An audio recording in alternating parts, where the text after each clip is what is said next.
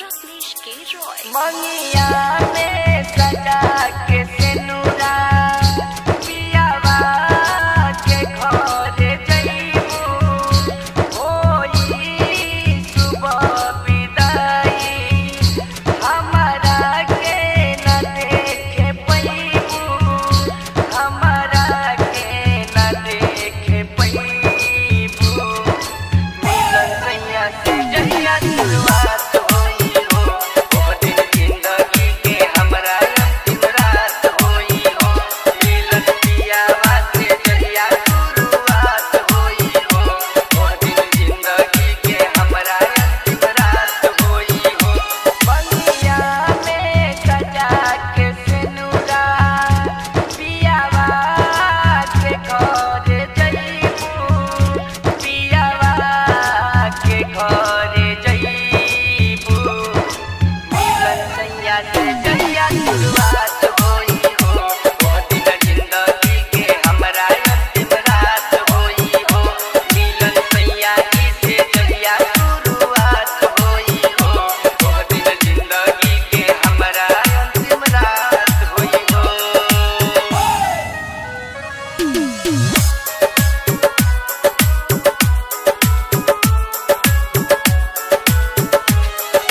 DJ Akhilesh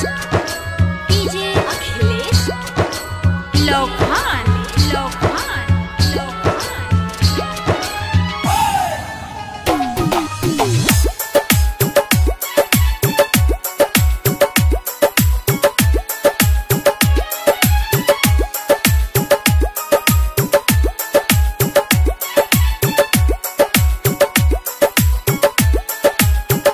तू खुश रहिया सोना ये गोरी अपना बलमुआ के साथ में तू खुश रहिया सोना ये गोरी अपना सजनवा के साथ में हमरा के भूला जइह तू पहिला मुलाकात में हमरा के भूला जइह तू पहिला मुलाकात में सहे न सहाई दर्द दिल के फूल मुरझाताई जिंदगी में खिल के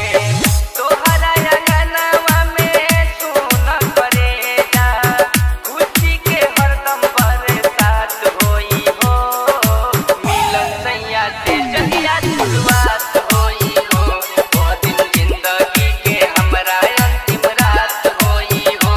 मिलन पियावा से जहिया शुरुआत